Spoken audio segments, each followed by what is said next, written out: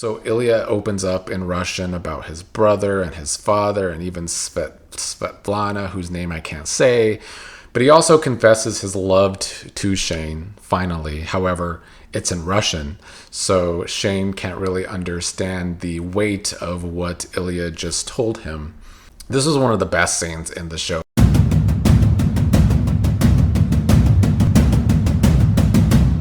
What's up, everybody? Gonna do a review on Heated Rivalry today, the first season of the show on HBO Max, even though it's a Crave original from Canada. And maybe since it's from Canada, that's why it ended up being quite a good first season of the show. Now, the only reason I heard about this show was social media was just all up in arms about this show, either in a positive way or a negative way. I kept hearing about this gay hockey show, and as a lover of hockey, go Avs go. Hopefully they're going to win their next Stanley Cup this season. They're the best team going right now. But I was hearing this on social media, some of it in a negative light. There's definitely those guys out there that try and act just super masculine. Who would want to watch a gay hockey show? How dare they try and make a gay hockey show? But other people were just talking about it that way because, 3 out of the 4 main characters play hockey and they're all gay. So there is some substance to that name of the show, but some of it was definitely in a negative light. Now, the other thing on social media was it seemed like gay guys versus women out there, because the show kind of meant for women. It's based off a smut romance novel, which is usually based for women. So I felt like there were some gay men upset that the show was not really meant for them. It was meant for women. But of course, there's many of the gay community loves this show too.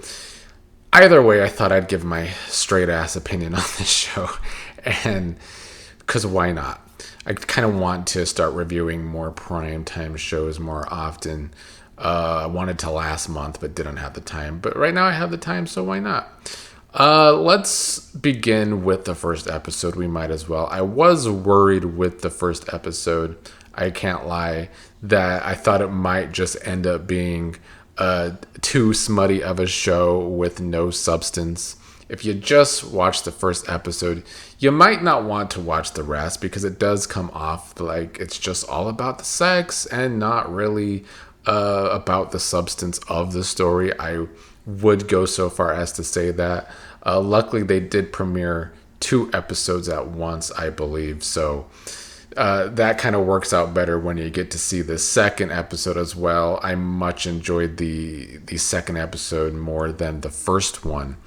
Now, I will say, to be fair, like when it comes to sex on shows, I can have a problem. Even with like Game of Thrones, it can become too redundant if that is all that you're relying on. Everyone shits on the final season of Game of Thrones, but the writing was getting bad by the last few seasons of the show. When every episode is just someone has sex, someone gets killed off, and the next episode someone has sex, someone gets killed off, and the next episode someone has sex, someone gets killed off. Yeah, that's not good writing. It's just redundancy. So I was worried with the first episode because, 20 minutes in, the main characters are sucking dicks, It's like, is this really the type of romance that I want to see? I watch a lot of soap operas, of course, on this channel, and my kind of romance is kind of I like the slow burn. I like the build up to all of these possibilities of a relationship. I can go a few episodes without characters kissing, really, let alone full-on sex, because you build up that tension. You have the will they, won't they question with the characters sometimes. In this show, 20 minutes into the first episode, they're already getting together. But what the show got right in that first episode, they still get the sexual tension right, obviously. You kind of need that in a show like this, especially when it relies heavily on the smutty sex scenes to pull people in, which clearly did work. It got a lot of eyes on the show because of the sex scenes within the first episode. I think the acting really carries the show altogether. Connor Story, who plays Ilya, and Hudson Williams, who plays Shane, they get a lot of things right, even right off the bat with the locker room shower scene, the sexual tension there, the looks they give each other. Throughout the entire 6 episodes, they get the body language perfectly, honestly, from people that are attracted to each other but trying to hide it. They get that body language down so well. So I do think the acting in this show makes the show, honestly. My other problem, before we get to the positives, my only problem with the show is the pacing of the show. And it's not necessarily the show's fault. It's kind of just modern television where you just get 6 episodes. So you gotta fit all this story in 6 episodes. And we also live in the society with the TikTok world where people don't have the attention span. And so the story moving at such a quick pace kind of just has to happen, I guess, these days. I don't know. And I will say overall, the pace of the story kind of fits the overall story that is told in the end. But like when you're 4 episodes in and we've already covered 8 years, it's kind of like, how do they do this in season 2? You've gone through so much story in so many years in the first season that it's going to make season 2 very difficult. But season 1 tied together well. So while I had my issues with the first episode, it was just my kind of doubts with just modern television in general. But I did like the story told and, of course, enjoyed the hockey connection. And this shows Major League Hockey, which is their version of the NHL, and it covering these issues that do go on in the NHL, with it being one of the most homophobic sports. And especially these days, the NHL is trying to embrace this show and all of the attention it is bringing to hockey when they've had some of incidents over the past few years when it comes to their pride nights and their pregame warm-ups and kind of being homophobic there. But the show itself here, setting up the sexual tension between Ilya and Shane, kind of happens in subtle moments early on when they're drinking out of the same water bottle, and Ilya's making sure to touch Shane's hand in those instances. Later, I talked about the shower scene and them looking at each other. The tension was there quickly, and that's maybe why Shane was sucking Ilya's dick 20 minutes into episode 1. But the story and the substance, outside of all of the sex scenes from this show, is Shane clearly early on is finding himself realizing he is gay when it comes to his attraction to Ilya. Ilya, to me, is the more entertaining character, and I think he's probably supposed to be, because throughout the whole series, Ilya is even talking about how boring Shane is and how he is always just kind of by the book and how he drives a boring car. All these comments about Ilya to Shane, where Ilya is the more forward of the two. Of course, he's Russian, which is another thing that makes the acting so good, because Connor is American, but his Russian is very spot on. Not just the accent, but when he has to speak Russian and do emotional scenes in Russian, I think he does a great job. So I want to commend the acting once again. Now, the hockey aspect of the show, we have Shane playing for the Montreal Metros and Ilya playing to the rival Boston Raiders, which is their version of the Major League Hockey teams. And it sets up their rivalry together, hence the title of the show. So they're rivals on the ice, but behind the scenes, they have all this attraction for each other. And so while the first episode is very aggressive in its sexual nature and not making us wait for anything, I like the slow burn, like I said. But they do still set up the tension within the story of this romance story. When by the end of episode 1, Ilya has to go back to Russia. He's having all these family problems. His father's health is deteriorating. He won't talk about this with anyone. But they do share this steamy kiss goodbye. Shane worries at this point that they're going to be seen together because they are in a very public place. He walks away first, and Ilya is left to be the one brooding on the rooftop about the moment they just had. So we still set up this longing for each other in episode 1. Now, episode 2 is the episode that actually pulled me in. I was worried after episode 1. But episode 2 starts with them sexting each other, and they saved each other's names under women's names on the phone because they have to keep this from their teammates, obviously, from the league. It's just not accepted in the hockey world. So they have these aliases in their phone where Shane becomes Jane and Ilya becomes Lily. And they're texting each other. Of course, their teammates think they're texting these chicks that they must really be falling for or really want to have sex with in whatever town that these girls live in. But it's actually Shane and Ilya texting each other. At this point in the show, it's taking place in the early 2010s, which I think also hits for us who lived in the 2010s. I feel like that was the height of sexting. So I thought that was actually true to life. Not that people don't sex now, but is it as entertaining as we were? I highly doubt it. I think it's probably just vulgar.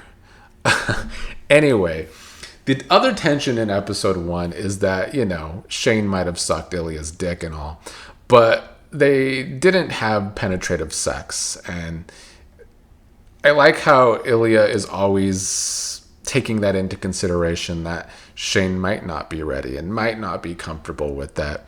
By episode 2, they are having sex, and they also keep up the teasing with each other with the Olympics coming up, with Russia versus Canada probably being set up or possibly being set up again, because the show starts with a Canada versus Russia match before they both make Major League Hockey. They were playing at the world stage.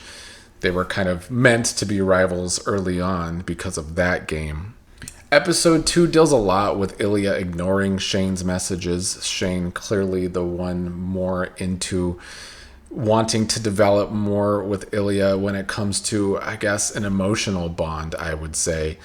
Ilya at this point is focused on winning the cup, which is what happens. His team wins the cup. He was the captain to get them there. Shane is watching that game at home, finding himself happy for Ilya, but tearing up at Ilya winning the cup as well.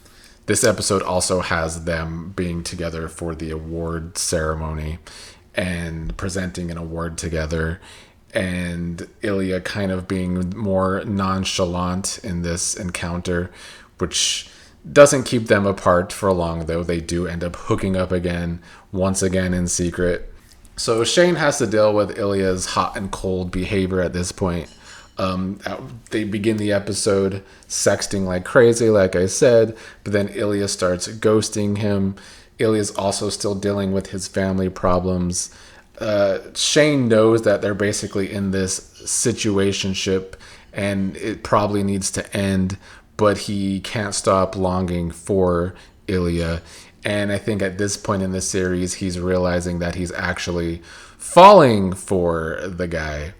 And so by the end of episode 2, as smutty as the show can be, because it is actually based on a smut romance novel, I feel like by 2 episodes, they capture the emotion of both characters, which leads us to episode 3, which tells us a completely different story. And I'm still bummed that we didn't get more of these 2 characters, Scott Hunter and Kip, throughout the show. I understand why the show probably did the storytelling this way and just putting Kip and Hunter's story in just 1 episode, because they only had 6 episodes to tell this whole story. But the Kip and Hunter storyline does end up kind of being a backdrop for the Shane and Ilya love story, as Kip and Hunter have their own story going on. Scott Hunter's in a slump before the Olympics. He stops at this smoothie shop and orders a smoothie recommended by Kip, who is an employee there. And obviously, there's an initial attraction between the two. And because of that, Kip starts really getting into hockey, and he tries to get his fellow gay friends into hockey. They don't watch a lot of hockey, but obviously Kip and Scott have made an impression on each other because Scott gets a hat trick in that game, which makes him come into the smoothie shop again. And Scott is one of those superstitious athletes, which a lot of them are. And so when something goes right, he wants to repeat it. So he goes back to the smoothie place again. And he keeps tipping Kip a lot of money. And Kip is unsure if Scott's actually attracted to him or not. But this relationship continues to develop in this episode. Much like the first love story, this story also moves fast because it only gets one episode to be the main storyline going on. So like 20 minutes into this episode, of course, Kip and Hunter are hooking up, but this story is once again trying to tell us that it's hard for an athlete in the hockey league to come out as gay. And so that is what Scott Hunter has to deal with. He tries to keep his relationship with Kip hidden. He admits to Kip that he is in the closet, and this is the situation with him as an athlete. Kip is infatuated with Hunter at this point, so he kind of doesn't mind being the secret, at least for a while. Kip is lying to his family, though, lying to his friends, that they're not really dating, even though they're together a lot. And his friends don't believe him anyway, but he can only really watch from the sidelines. But things end up getting awkward when Kip starts to realize that Hunter might never come out and that their relationship only exists in mystery and away from everyone else. This is most evident when Hunter panics during a date together at an art studio. But Kip continued to be supportive. But Kip eventually has to tell his family about the secret relationship, tell his friends that he's not happy with this secret. And his friend Elena, I believe her name was, is concerned over Kip's unhappiness. And she kind of tells Hunter this, that he might not be doing enough for Kip. Kip tried to invite Hunter to his birthday, but Hunter still wanted to keep their relationship a secret. But he did end up watching from the window as Kip celebrated his birthday with his friends. But I would have liked this story to develop more because it was kind of more my speed. I think there was more waiting game with these two as a couple than the initial sexual attraction between the other story, the other romance on the show with Ilya and Shane. But as I said, this story was kind of a backdrop for the main storyline, that it kind of doubled down on the homophobia in sports and especially in hockey, and how coming out would significantly impact Hunter's career. So his fear is very valid, and that's why it later plays into the main storyline. So with the main storyline, Shane is winning back-to-back cups, and Ilya is happy for him. It was by this point that we have jumped to 2016 already. Another thing that's been developing by this point is Ilya's situationship with another Russian a woman, Svetlana, because Ilya is bi, and he's wondering if Shane likes girls too. Shane has become jealous that Ilya's in a situationship with Svetlana, and we get the story of Shane and Rose. Rose is this actress who is famous, and so they become the hottest couple. They get all this news. Shane's dating Rose. This hits Ilya hard, so we get to see Ilya start being the jealous one in their relationship. And I think this is when we finally get to see more of Ilya's emotions and feelings coming out where the romance is concerned. We get scenes where they're at the same club. Ilya goes clubbing and sees Shane and Rose together. Rose is dancing with Shane, so Ilya's trying to make Shane jealous by dancing with the girl from the bar. We have All the Things She Said from Tattoo playing in the background, and then a remix of that song as well. That song always goes hard. It was very controversial back in the day because how dare lesbians kiss in a music video? And I have always loved that song. It was also Victoria from the WWE's theme song for a while. But after that club, at the club, they're meeting each other's gazes a lot. And I think once again, it's the show doing a really good job of, at this point, wanting us to root for them to get together. So while the show started very hard and fast when it comes to their sexual relationship, we still do get the longing that I like from a romance story, from a soap opera, if you will. And we also get the deeper meaning of the story of Shane trying to move on with Rose, having sex with Rose. I think Shane has always felt obviously scared of coming out even to his family, and I think this was his way of trying to see if he could really just live a life being straight, being in the closet. And at this point, when Shane and Rose are hooking up, Ilya is home thinking of Shane, masturbating to Shane after all that sexual tension in the club. So at this point in the story, Shane's trying to move on, but he's obviously still thinking about Ilya, and Ilya can't stop thinking about Shane either. And that leads us to episode 5, where I love how awkward Rose and Shane's relationship is, because there's clearly no chemistry. They're clearly not going to work out. And I think Rose eventually saw that, and so they got to have the conversation about Shane being gay. Rose definitely felt the incompatibility and was happy that Shane came out to her. Rose wants to be friends. She understands how he doesn't talk about his sexuality because he's a hockey star. He has to be closeted.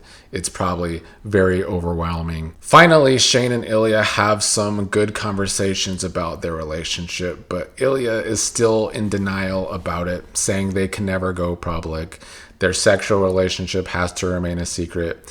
He also worries what coming out would mean for him in Russia. But when Ilya's father finally dies and Ilya no longer has to give money to his brother to take care of his father, I feel like that started to take a weight off of Ilya's shoulders when it came to his sexuality in Russia. This is when we get the phone conversation between Ilya and Shane, where Ilya's kind of unable to convey his feelings in English, so Shane wants him to be able to vent in Russian, even though Shane won't understand it. So Ilya opens up in Russian about his brother and his father, and even Svetlana, whose name I can't say. But he also confesses his love to Shane, finally. However, it's in Russian, so Shane can't really understand the weight of what Ilya just told him. This is one of the best scenes in the show because it's in Russian, and like I said, Connor isn't Russian, but he's doing this scene in Russian while also conveying his emotions. And yeah, definitely a top-notch scene for the series. Then, when Shane gets hurt during a hockey game, Ilya's of course deeply concerned. And we get this great moment at the end of episode 5, which is why the Kip and Hunter storyline was super important to the whole thing, is that Hunter's team, New York, finally wins the cup. Hunter, the MVP, to get them the cup. Hunter looks into the crowd, sees Kip there. He's surrounded by his teammates and their family, but he's alone, so he motions for Kip to join him on the ice. Shane and Ilya are watching this separately at their places because hockey players want to see who wins the cup, of course. And they see Kip joining Hunter on the ice and them sharing a passionate kiss and confessing their love for each other. So Hunter has been able to come out in public Everyone is shocked, but the crowd is still cheering. And Ilya immediately calls Shane because Shane had invited him to the cottage and he didn't want to come to Shane's cottage. But after they see Hunter coming out publicly, Ilya calls Shane saying he will join him at the cottage. This was, of course, very well done and a big build to this moment where Kip finally gets to have his moment with Hunter. He doesn't have to be Hunter's big secret relationship anymore. And Hunter gets to come out publicly. But this also takes a weight off of Shane and Ilya thinking maybe they can be together. So Kip and Hunter's relationship is a huge part of the story. And I still wish we could have actually seen more of that development. Episode 6, the finale, starts with Hunter winning MVP, talking about coming out as gay after winning the cup, how he knew he was gay from a young age. Well, he said he knew he was the thing hockey players used to insult each other, also bringing that good point up. But now he found his person. He says fear is powerful, but he found the one thing more powerful, saying that Kip has made him better in every way and he loves him. So more momentum for Shane and Ilya to be together at the cottage where they are supposed to relax together, but of course end up making out, having quite the wild weekend. But what this last episode did was show us them finally getting time to just be alone together, be in their connection, and have their emotional talks that I think they had both been waiting for to have together. And especially for Ilya to finally be able to open up with all his emotions, as for the entire first season, he had been the one being more hard because I guess, he's typical Russian, but also just that was just kind of more of his personality too. So the show was definitely building to this the entire season. And in the finale, Ilya was also just a great character. I love how he was afraid of the bird cawing because it sounded like a wolf while they're staying at this cottage. But while being afraid of that and having those funny scenes where Ilya can be a very funny character, he's also very raw in that same scene where he finally in English opens up to Shane about his family and his mom, who didn't suck like the rest of his family, but she died by accident, or at least he calls it an accident, saying she accidentally swallowed a whole bottle of pills when he was 12 and he found her dead. And that finally shows us why Ilya is the way he is and why he has always had a hard time being vulnerable. But now this is the first time he can finally be vulnerable with Shane and put everything away. You can tell in these scenes that Ilya has never been able to be this vulnerable with pretty much anyone, even Svetlana, who I feel like he did have that good friendship with, even though they had their love as well. So Shane wakes up during the middle of the night thinking of ways to get Ilya closer to him. Can he go to the Ottawa team so he could be closer to Shane? Shane is trying to get him to Ottawa so they can be closer. He's really just trying to find a way for them to be together after all of this time. I love the line about how they don't need to keep up this rivalry for the public forever because they're not fucking pro wrestlers, they're hockey players. And then in that same scene, Ilya gets emotional, finally telling Shane in English that he loved him and that they do need to find a way to be together. Ilya is a man who clearly spent a long time without the comfort of unconditional love from his mother being gone at a young age. And Shane is a kind person, even though Ilya might call him boring. I feel like Ilya gets that almost unconditional love from Shane. And once again, great scenes from both of these actors. especially Connor, though, in my opinion, who is able to continue to be that stoic Russian, but have this emotional breakthrough as a character. And it's like earned from the writing and the acting. Sometimes in a lot of shows, people want to have breakthroughs for their characters that aren't actually earned, and it kind of just feels like plot driven writing. But I feel like the show did a really good job to get this character of Ilya to this moment, and it is an earned moment for the character.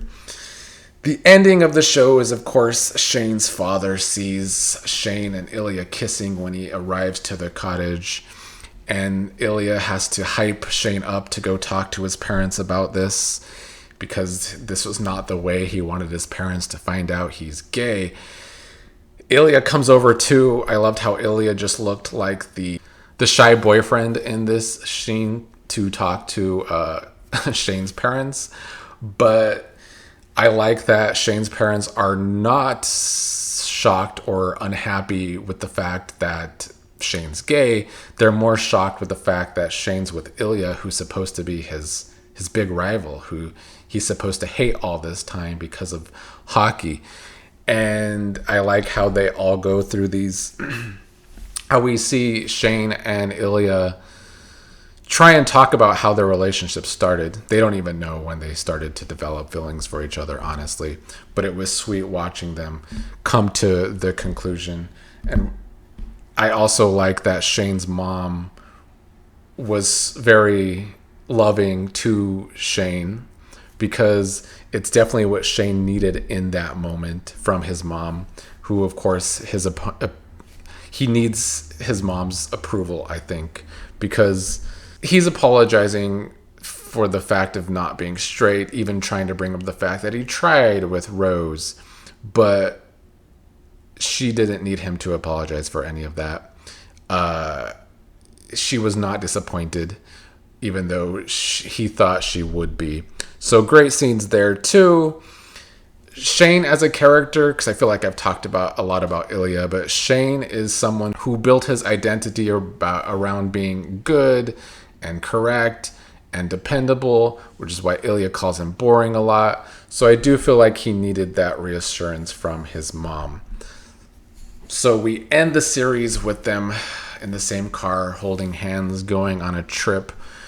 It comes full circle. I also like the full circle moment of them playing footsies under the table with the conversation with Shane's parents. I like that Ilya has found an accepting family after all the trouble with his family.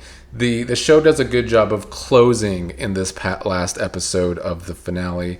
I still think it's going to be hard for season 2 to top season 1 because they went through so much story, but I feel like the way they did it works because they didn't know if they were going to get a second season.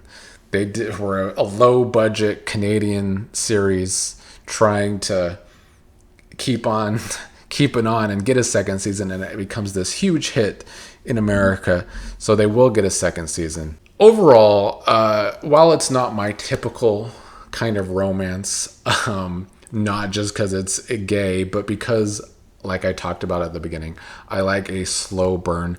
It still worked as an opposite. A lot of people start off having sex. They have all that sexual tension, but they still do have that longing for each other. They need to go from sex to finding the emotional connection. So while I like the opposite of a slow build emotional connection, so we finally get that big moment where they get together, this still worked very well as the opposite of all that sexual tension. They're having all this sex, but how do they maneuver into actually coming together as a real emotional couple? And the show did well. So it's a hit. It deserves to be a hit. It is more than just smut. The substance is there. It's brought a lot of viewership to hockey, I feel like, even though the NHL needs to grow in itself when it comes to the homophobia within the league.